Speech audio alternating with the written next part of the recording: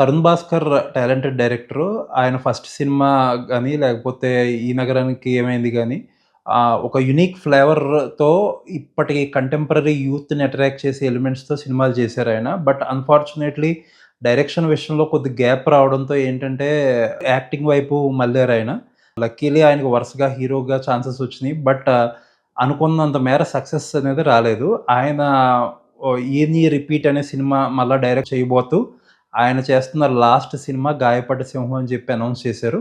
So, ఆ cinema ఈరోజు release అయింది. ఎలా ఉందో చూద్దాం. ఒక అబ్బాయి ఉంటాడు. ఒక అమ్మాయిని లవ్ చేస్తాడు. ఆ అమ్మాయి ఆళ్ళ ఫాదర్ దగ్గరికి తీసుకెళ్తే యూఎస్‌లో సెటిల్ అయితే తప్ప మా అమ్మాయినిచ్చి పెళ్లి చేయనని చెప్పి చెప్తారు. సో, మనోడు అర్జెంట్‌గా హీరో యూఎస్ వెళ్ళాలని చెప్పి ఒక కన్సల్టెన్సీని పట్టుకొని ఏదో వీసా తెచ్చుకొని యూఎస్ వెళ్తారు. యూఎస్ వెళ్ళి అక్కడ ల్యాండ్ అవ్వగానే ఇండియాకి డిపోర్ట్ చేసేస్తారు. డొనాల్డ్ ట్రంప్ రూల్స్ ప్రకారం ఈ ఈ మధ్య కాలంలో క్రియేట్ చేసిన రూల్స్, ఇమిగ్రేషన్ ప్రాబ్లమ్స్ గురించి అందరికీ తెలిసిందే. ఇక్కడికొచ్చాక మన హీరో ఏంటంటే సడెన్‌గా డొనాల్డ్ ట్రంప్ మీద ఒక రివెంజ్ ప్లాన్ చేస్తాడు. ఆ రివెంజ్ తర్వాత ఏం జరుగుతుంది? రివెంజ్ తీర్చుకుంటాడా లేదా అనేదే స్టోరీ.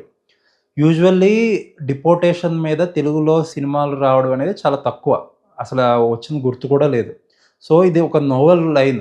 డొనాల్డ్ ట్రంప్ మీద ఒక హైదరాబాద్‌లో ఉండే కుర్రాడు రివెంజ్ తీర్చుకుంటూ అనేది మామూలుగా ఏంటంటే నమ్మశక్యం గాని లైన్. బట్ డైరెక్టర్ ఏం చేశాడంటే డిపోర్ట్ అయిపోయాక, లవ్ ఫెయిల్యూర్ అయ్యాక హీరోకి మెంటల్‌గా డిస్టర్బ్ అయ్యాడు. ఒక మెంటల్ ప్రాబ్లమ్ వల్ల డొనాల్డ్ ట్రంప్ మీద రివెంజ్ ప్లాన్ చేస్తున్నాడనే ఒక ట్రాక్ బిలీవబిలిటీ కోసం తీసుకొచ్చారు. అక్కడి వరకు అప్రిషియబుల్.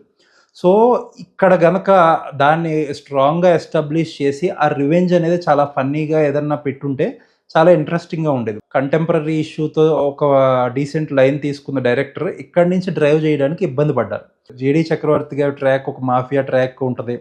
అలాగే 'శ్రీ విష్ణు' గారిది ఒక బ్లాక్ మ్యాజిక్ ట్రాక్ ఉంటది. ఈ 2 ట్రాక్‌లో కూడా ఐడియల్లీ హీరోని అసిస్ట్ చేయాలి. ఎందుకంటే హీరో మెంటల్లీ ఇల్ పేషెంట్ అని చెప్పి డిక్లేర్ చేసి పెద్దగా హీరో క్యారెక్టర్‌లో సబ్‌స్టెన్స్ అనేది పోతది.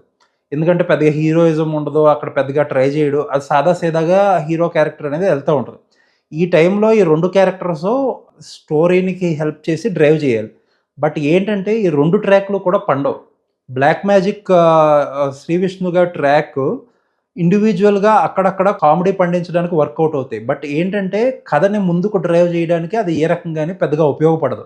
అలాగే 'జేడీ చక్రవర్తి' గారి క్యారెక్టర్ మంచి స్టైలిష్ విలన్‌గా చూపిస్తారు. ఆయనకేసిన అటైర్ గాని, లేకపోతే ఆయన మెయింటైన్ చేసిన ఫిట్‌నెస్ గాని, లుక్స్ వైస్‌గా చాలా పర్ఫెక్ట్‌గా ఉంటాడు. బట్ ఏంటంటే అతని క్యారెక్టర్‌లో ఒక కొత్త ప్రాబ్లమ్ ఒకటి ఇండ్యూస్ చేసి దాన్ని వీక్ చేసేస్తారు. సో, 2 కూడా క్యారెక్టర్ ఆర్క్‌లనేది ఉండవు. ఆ ఆర్క్ లేనప్పుడు ఏంటంటే కథకి హెల్ప్ అవ్వవు. సో, సెకండ్ హాఫ్ అంతా మీకు ఆ ఇబ్బంది క్లియర్‌గా కనిపిస్తా ఉంటది. సినిమా చాలా short run time. First half around 1 hour, 1 hour 15 minutes అటు ఇటుగా ఉంటది. సెకండ్ హాఫ్ అయితే 1 అవరే. సో, సెకండ్ హాఫ్ ఎలా రన్ చేయాలనే దాంట్లో డైరెక్టర్ టోటల్‌గా కన్‌ఫ్యూజ్ అయిపోయాడు. అటు ప్రొసీడింగ్స్‌లో గాని, లేపోతే క్యారెక్టరైజేషన్స్‌లో గాని కొత్త న్యూనెస్ అనేది లేకుండా పోవడంతో సినిమా అనేది బోర్డమ్ ఫ్యాక్టర్‌లోకి ఎళ్తా ఉంటది. But at the same time కొన్ని స్పూఫ్‌లుంటాయి. 'బొమ్మరిల్లు' స్పూఫ్ ఒకటుంటది 'శ్రీ విష్ణు' గారిది. టెరిఫిక్‌గా వర్కౌట్ అవుతది. అలాగే ఒక 'పోకిరి' స్పూఫ్ ఒకటి 'భిక్షు యాదవ్' గారితో ఒక స్పూఫ్ ఉంటది. అది కూడా టెరిఫిక్‌గా వర్కౌట్ అవుతది. 'సలార్' స్పూఫ్ ఒకటి 'తరుణ్ భాస్కర్' గారు ట్రై చేస్తారు. అది అది వర్క్ అవ్వలేదు. నాకైతే వర్క్ అవ్వలేదు. ఈ స్పూఫ్‌లు వర్కౌట్ అయినా సరే, ఆ మొమెంటరీగా అక్కడ హాల్‌లో నవ్వినా సరే, అది కథ పరంగా పెద్దగా ఇంపాక్ట్ చెయ్యవు. ఇప్పుడు ఫైనల్‌గా సినిమా అయిపోయే టైంకి అసలు సినిమా ఏముందిరా అంటే అక్కడక్కడ నవ్వామన్నది మనకు గుర్తుంటది గానీ, ఒక మెమరబుల్ సినిమా చూసామనో, మెమరబుల్ స్టోరీ చూసామనో, లేకపోతే ఒక మంచి కొహెసివ్ క్యారెక్టర్స్ చూసామనో మనకెక్కడా అనిపీదు. దానికి తోడేంటంటే ప్రొడక్షన్ డిజైన్ గానీ, కెమెరా వర్క్ గానీ చాలా డేటెడ్ వైబ్ ఉంటాయి వాటితో. సో, ఎక్కడా కూడా ఏ రకంగా కూడా కొంచెం నోవెల్టీ అనేది లోపించింది కథలో. 'తరుణ్ భాస్కర్' గారి విషయం చెప్పుకోవాలి. 'తరుణ్ భాస్కర్' గారు కూడా ఫిట్‌నెస్ అనేది ఎక్కడా లేనట్టుగా కనిపిస్తారు. ఆయనకి చాలా ఏరియాస్‌లో పొట్ట కనిపిస్తూ ఉంటది. అంటే ఆయన డైరెక్టరు బట్ స్టిల్ ఫర్దర్‌గా నెక్స్ట్ సినిమాలో హీరోగా చేసే ఉద్దేశం లేదు కాబట్టి ఇప్పుడు పెద్దగా మార్చుకోవాల్సిన అవకాశం గానీ, అవసరం గానీ లేదు. బట్ అక్కడక్కడ చాలా ఆక్వర్డ్‌గా కనిపిస్తది. మరీ ముఖ్యంగా ఏంటంటే 'సలార్' ట్రాక్‌లో కొంచెం టైట్ టీ షర్ట్ ఒకటేసుకొని ఉంటారు. అక్కడ చాలా ఆక్వర్డ్‌గా కనిపిస్తది. అండ్ హీరోయిన్స్ ఉంటారు. హీరోయిన్స్ కూడా పెద్దగా ఎక్కడా కూడా లేదు. 'సుధాకర్' గారు మంచి ప్రామినెంట్ రోలు కొంచెం హైలైట్‌గా అయ్యారు.